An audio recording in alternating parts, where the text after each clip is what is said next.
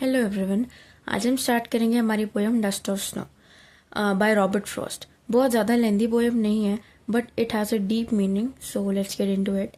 So the way a crow Shuk down on me the dust of snow from a hemlock tree.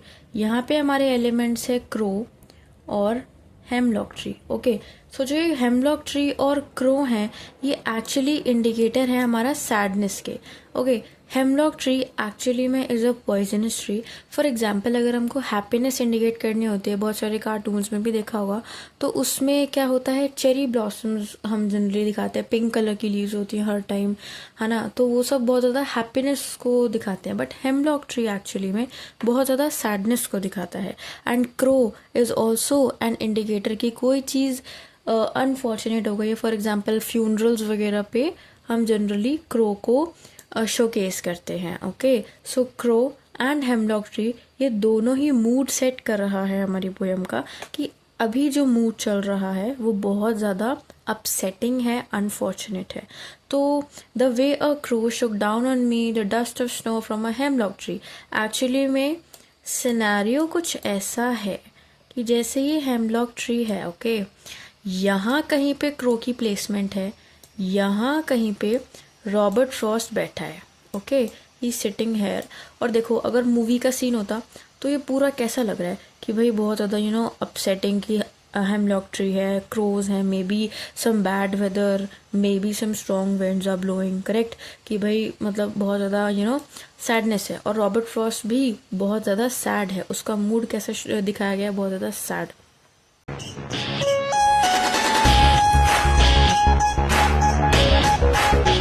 Okay, सो जैसे ही ये crow उड़ा, जैसे ही ये इसने थोड़ी सी फ्लाइट ली, वैसे ही एकदम से क्या हुआ, जैसे फ्रेश स्नो नहीं लेकिन लीव्स के ऊपर ना थोड़ी बहुत स्नो ना रह जाती है।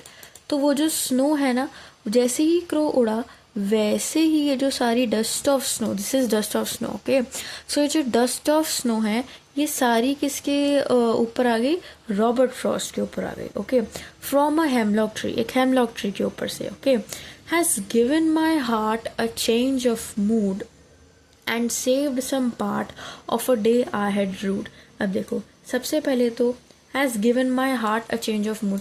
एक्चुअली कभी कभार ऐसा होता नहीं है कि बहुत ज़्यादा हम सैड हों या कुछ भी हो जाए तो हम एक ही तरफ देखे जा रहे हैं विदाउट इवन रियलाइजिंग कि हम एक ही डायरेक्शन में कॉन्स्टेंटली घूरे जा रहे हैं, स्टेयर करे जा रहे हैं।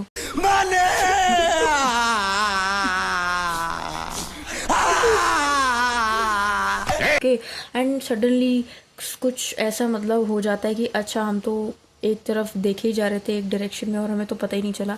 सो वैसा ही कुछ रॉबर्ट फ्रॉस्ट के साथ हो रहा है। वो बहुत ज़्यादा सैड है ना, और वो मतलब पूरा खोया हुआ है, उसको नहीं पता कि भाई अभी कितना टाइम मेरे को हो गया यहाँ बैठे बैठे। तो उसका पूरा दिन क्या हो गया है, रूड इज समथिंग जो आप रिग्रेट करते हो बाद में कि यार ये तो गलत हो गया ना, ये तो ख़राब हो गया, और ये विश करते हो कि यार काश ऐसा हुआ ही ना होता, है ना, क्योंकि उसका day already time is very precious, तो उसका जो टाइम है सारा वो वेस्ट हो गया। लेकिन जैसे ही ये क्रो ने डस्ट ऑफ स्नो इसके ऊपर थोड़ी सी आई, इसके ऊपर डस्ट ऑफ स्नो, है ना, वैसे ही उसका जो हार्ट है, has given his my heart, मतलब हिज हार्ट, रॉबर्ट फ्रॉस्ट का heart has change my heart a change of mood.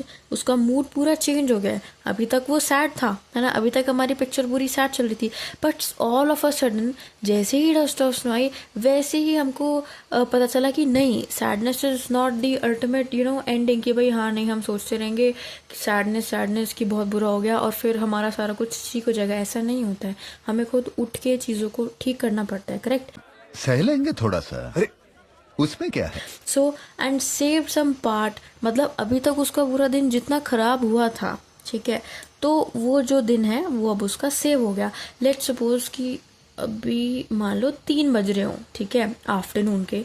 Okay, let's suppose it's written nowhere in the poem, but हम ऐसे एक एग्जाम्पल ले रहे हैं अच्छे से समझने के लिए। मान लो 3 बज रहे हैं, 3 बजे वाला सारा हुआ है, ठीक है, ये क्रो आया, उसका पूरा चेंज ऑफ मूड हो गया, उसको रियलाइज़ हुआ कि हाँ भाई ये तो बड़ा गलत हो रहा था करके। तो अभी भी उसने सोचा नहीं अभी 3 बज रहे हैं, ठीक है, अभी भी उसके पास 9 बजे, अगर मान लो वो 9 बजे भी सोए, जनरली, ठीक है, एक मतलब हम टाइम लेके चले तो फिर भी उसके पास 6 घंटे हैं काम करने के लिए, या जिस भी चीज़ से वो परेशान है, फॉर एग्जांपल मार्क्स मान लो कम आए, ठीक है, उस चीज़ से वो परेशान है, तो अभी भी उसके पास 6 घंटे हैं अच्छे खासे। और 9 बजे का टाइम तो बहुत ही ज़्यादा अर्ली टाइम लिया है, जनरली 10, 11, 12 सबको बच जाते हैं, है ना। तो 9 बजे तक मान लो, फिर भी उसके पास 6 घंटे हैं वापस से चीज़ों को ठीक करने के लिए, and I guess 6 hours are enough for you guys, correct. So वैसे ही रॉबर्ट फ्रॉस्ट, अगर मान लो ये सारा इंसिडेंट ना हुआ होता तो उसका तो पूरा दिन खराब हो जाता, ऐसे करते करते 4 बज जाते, पता नहीं फिर कब 5 बज जाते, है ना। तो डस्ट ऑफ स्नो की यही खास बात है कि जो अभी तक का टाइम वेस्ट हुआ ना, ठीक है, उसको हम एक साइड में रख रहे हैं कि चलो जो हुआ वो हुआ, ठीक है, हम पास्ट को पास्ट में ही छोड़ के और उसके बाद प्रेजेंट में प्रेजेंट ही जी रहे हैं, है ना। हम ये नहीं सोच रहे कि हमारा इतना सारा टाइम वेस्ट हो गया, हम प्रेजेंट में जी रहे हैं, ठीक है। दिस इज द स्पेशलिटी कि रॉबर्ट फ्रॉस्ट की, कि वो बस 2-3 लाइनें लिख के और इतना डीप मीनिंग हमको दे गया। ओके बोलने दे, तकलीफ हुआ है बेचारे को, बोल बोल। हाँ, Okay, let's see the question answers. What is a dust of snow? What does the poet say has changed his mood? How has the poet's mood changed? Dust of snow, जो snow deposit हुई रह गई है, it is not fresh snow, but जो hemlock tree के ऊपर थोड़ी बहुत snow रह गई, that is dust of snow, ठीक है। और किसने इसका mood change किया? The dust of snow, जो कि किसने गिराई थी? क्रो ने। How has the poets mood change? क्योंकि क्रो ने डस्ट ऑफ स्नो जैसे ही गिराई, सो वो अपने थोड़े कंसाइंस में आया कि भाई क्या चीज़ गलत है, क्या चीज़ सही है ना। ये तो सही नहीं है कि मैं ऐसे बैठा हूँ और मैंने अपना पूरा दिन खराब कर दिया। Okay, how does Frost present nature in this poem? Nature को कैसे शोकेस किया गया है? Crow, hemlock tree, sadness and all. The following questions में help you. What are the birds that are usually named in poems? क्या क्या birds हैं? Generally आप बहुत ज़्यादा poems क्रोज के बारे में तो नहीं ही होती हैं, स्पैरोज के बारे में बहुत सारी होती है ना, स्पैरो छोटी छोटी, एंड बहुत सारी नाइट एंगल के बारे में भी होती है ना, लेकिन क्रोज के बारे में नहीं होती। Okay, do you think crow is often mentioned? No, it is not. बाप का, दादा का, भाई का, सबका बदला लेकर तेरा Faizal. What images come to your mind when you think of a crow? Crow, black, sadness, upsetting mood, थोड़ा frustrating, थोड़ा annoying, है ना। Again, what is a hemlock tree? Hemlock tree, poisonous tree. Why doesn't the poet write about a more beautiful tree? क्योंकि हम beautiful thing की बात ही नहीं कर रहे हैं, हम तो सैडनेस की बात कर रहे हैं।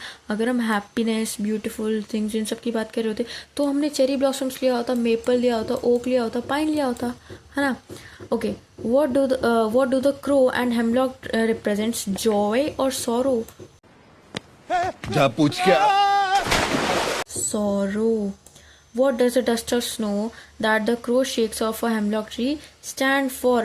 Dust of snow ये actually इस चीज़ को दिखाती है कि कैसे कोई भी एक इवेंट हमारी लाइफ में हो जाता है, जिससे कि हमारी, जैसे मान लो हमारा पूरा डे चल रहा है, ओके, सो कोई भी एक छोटा सा इवेंट ऐसा हमारी नॉर्मल रेगुलर डे में हो जाता है, ठीक है, जिससे कि हमारी सारी चीज़ें चेंज हो जाती है। फॉर एग्जांपल, अगर मान लो आपका पूरा दिन चले जा रहा है and you are very sad, जैसे आप स्कूल से आए, स्कूल में आपको बहुत डांट पड़ी, होमवर्क भी नहीं ले गए, टेस्ट में भी अच्छे नंबर नहीं आए, एट द एंड जब आप घर आए, ठीक है, आपका पूरा दिन यही सोचने में चला गया, आपने अपने स्पोर्ट्स पीरियड में भी कुछ गेम नहीं खेला और अपना सोचते रहे यार मेरे कम नंबर आए, बोर्ड एग्जाम्स आने वाले हैं वगैरह वगैरह। उठा ले रे देवा, उठा ले रे बाबा। आप घर आए, ओके, घर आके आपने अपनी मदर को या अपने ब्रदर को, सिस्टर को, किसी को भी सारी बातें बताई, ठीक है। अब जब उनको सारी बात बताई तो आपने क्या सोचा था कि भाई वो तो गुस्सा ही होंगे, बट उन्होंने क्या बोला कि नहीं नहीं इट्स ओके, सब ठीक हो जाएगा। उन्होंने उल्टा आपको मोटिवेट कर दिया, समझ लो। तो अभी तक का टाइम जो आपने स्पेंड किया था ना, आपके टेस्ट में कम नंबर आए आपको पता है, आपने होमवर्क नहीं करा आपको पता है, तो इंस्टेड ऑफ डूइंग दैट आप अपना होमवर्क करने की बजाय या एग्ज़ाम में की तरफ कि भाई चलो कोई नहीं, ये हमारा अल्टीमेट एग्ज़ाम थोड़े कि भाई इसके बाद तो एग्ज़ाम होगा ही नहीं, उसके बजाय आप क्या कर रहे थे, सैडनेस में ही जी रहे थे। बट एकदम से इस सडन इवेंट ने क्या करा, आपका मूड चेंज किया कि नहीं ऐसे बैठे नहीं रहना है। फिर आपने अच्छे से मन लगा के पढ़ाई करी, होमवर्क किया, एंड नेक्स्ट डे फिर टेस्ट जब हुआ, सो यू स्कोर्ड वेल। इतनी खुशी इतनी खुशी मुझे आज तक है ना, that is, an event is actually, this is just a snow. Okay, have there been times when you felt depressed or hopeless? Actually ऐसा क्वेश्चन ना आएगा नहीं एग्जाम में, बट अगर आपको बेटर अंडरस्टैंडिंग के लिए देखना है सो देख लो. Have you experience a similar moment that change your mood that day? है ना, जैसे मैंने बताया, ठीक है, डिप्रेस्ड हो, उसके बाद एकदम से कुछ हो गया जिससे कि आपका मूड पूरा ही चेंज हो गया है. Okay, so this was all about dust of snow. And इसमें अगर आप कभी लिखना चाहो, है ना, ये थर्ड क्वेश्चन में, है ना, तो आप अपने पर्सनल एक्सपीरियंसेस के बारे में भी लिख सकते हो, बिकॉज आप सब अभी टीनेजर्स हो और आपको बहुत सारे ऐसे एक्सपीरियंसेस या ऐसे इंस्टेंसेस आते होंगे कि भाई आपको बहुत ज़्यादा एकदम से सैडनेस, एकदम से हैप्पीनेस, ये सारी चीज़ें. सो इसीलिए आपके कोर्स में ये चीज़ डाली गई है, क्योंकि अभी आपके पास आपके इमोशंस जो है, ऐसे गश फीलिंग जो होगी ना, ऐसे पूरा गश ऑफ फीलिंग्स, ये भाई एकदम से सैडनेस भी आ गई, एकदम से हैप्पीनेस आ गई, है ना. सो उन सब चीज़ों को मैनेज करके रखना है.